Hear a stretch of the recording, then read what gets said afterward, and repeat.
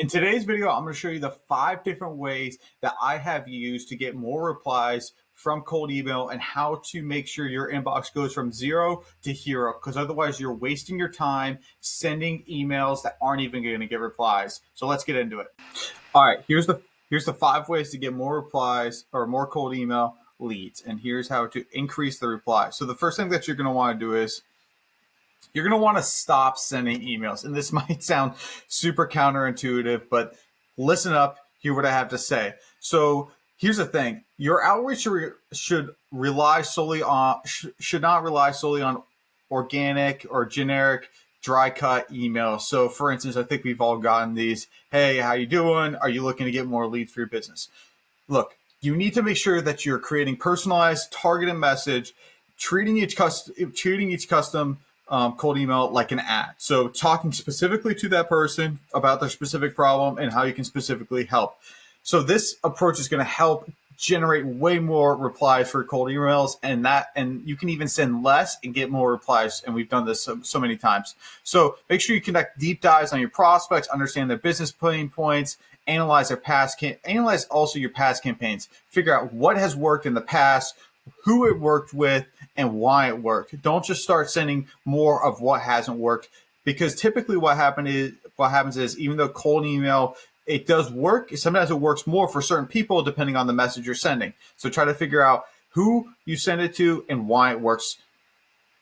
And also try to, when you're sending a cold email, try to narrow down to a specific niche so you can specifically talk to those people. So for instance, if you're targeting SaaS or manufacturing or healthcare, which one? All right, if you're doing SaaS, are you focused on fintech, business development tools, or another subcategory in that? So like I show here, look, there are different industries, subcategories within those industries, and then example problems that each of them have.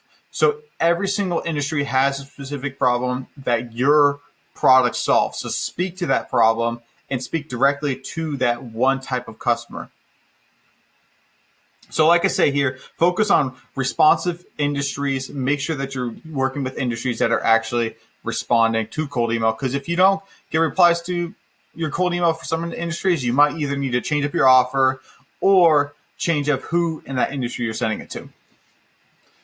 All right, so just so you know, I do done for you cold email setup. If you have any interest, feel free. I'm going to share this Gamma document, or I'll put the link down below. You can basically fill out this form, blah, blah, blah, blah, and I'll help you out with it. All right, number 2 is be human. Personalization matters. So what does that mean? Don't just be sending, or ask yourself, could this email be sent to 1,000 people? If it could be sent to 1,000 people, it's probably not going to work super well with cold email, especially now that it's getting more competitive. So try to make sure that you're creating actual custom cold emails every time you send it out. So for instance, here's one that we can send for a reputation management agency. Hey, I was reading some reviews, and you can even insert the reviews about the specific company name, and I know it's a negative review. So what you do is you mention the specific review, and then it says, we've helped several companies address similar issues. Let me know if I can help. So what you're doing is you have sent an email that an actual person will send. And I want to be clear.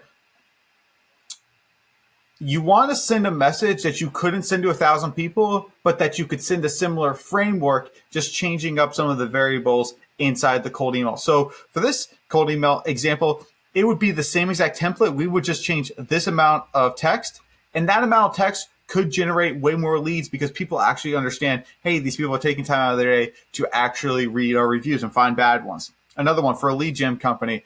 Looks like you're targeting, AI predicted IPC. Can I share 100 list of companies that fit this profile and give you an idea of the opportunities? This is perfect, right? So you're actually showing, hey, I've looked at your industry. I kind of looked at what you're targeting, and this is AI generated, obviously.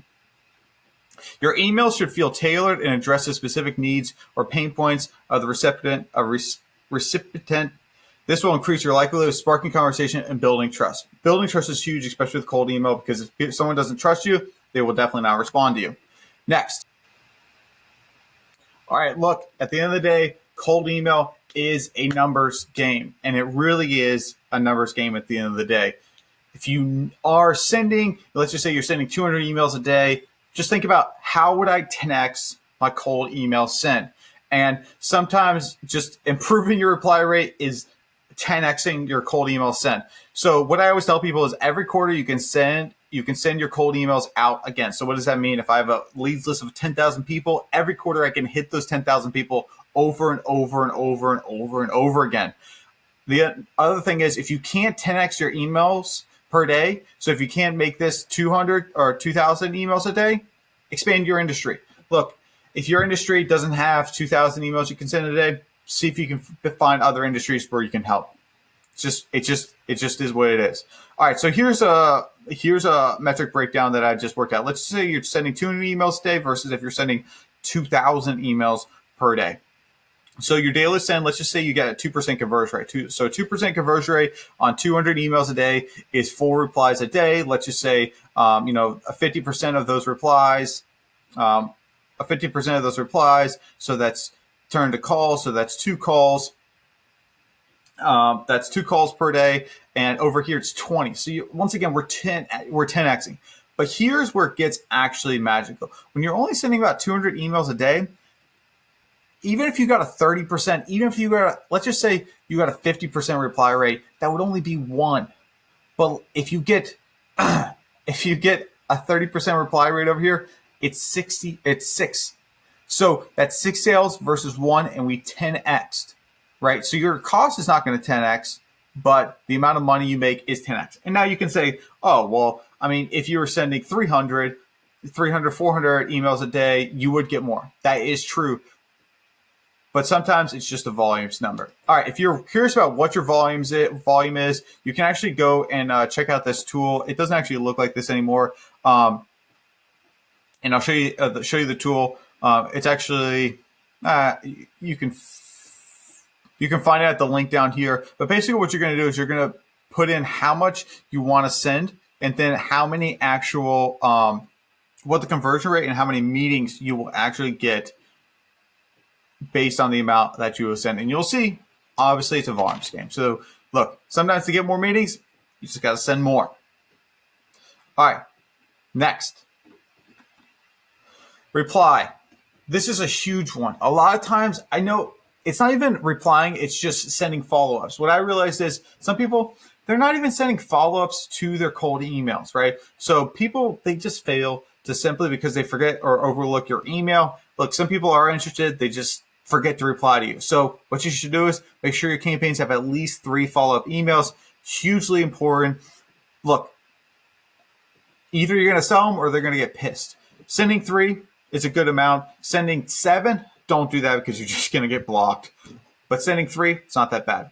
And here's a good follow-up. Hey, just following up on the previous email about a specific topic. Let me know if you're interested to discuss further about this right now. A better thing to do is even just sending a case study. So basically what you say is your offer, and then you send a case study, and then you send like, hey, we just signed this client.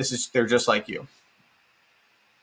So another thing is talking about a specific pain point. Super good follow-up. Look, persistence at the end of the day is going to pay off.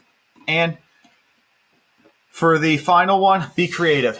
Break the pattern. Look, at the end of the day, try not to be like everyone else sending a cold DM. So what I like to do is you can add a PS line. So what you're going to do is you're going to give your offer, email, subject line, signature, and then under the signature, PS line. And you can include a 3-step process to reduce their churn by 30%, a case study, your process, people you've helped in the industry, something like that. Or add, hey, I'd love to take you out for lunch. Another thing is, starting off your cold email with an email like, hey, I promise this email isn't as boring as your last board meeting. Look, we're all people here. Sometimes it helps. Mention a specific location. Now, don't be creepy about it, but just be like, hey, send your email and just be like, look, if we do connect and we're in town, love to take you out to this restaurant. Super, super awesome. Another example is, look, we want your feedback. We're even willing. And this is, people aren't actually going to bill you for their time, but they will reply to this. It's actually kind of creative. So that's the 5 things that you can do to increase your reply rate for your cold email. If you're interested in getting done for you help with your cold email, reach out to me, Michael Sipes. Link is in the description to start working with me, and hopefully we see you there.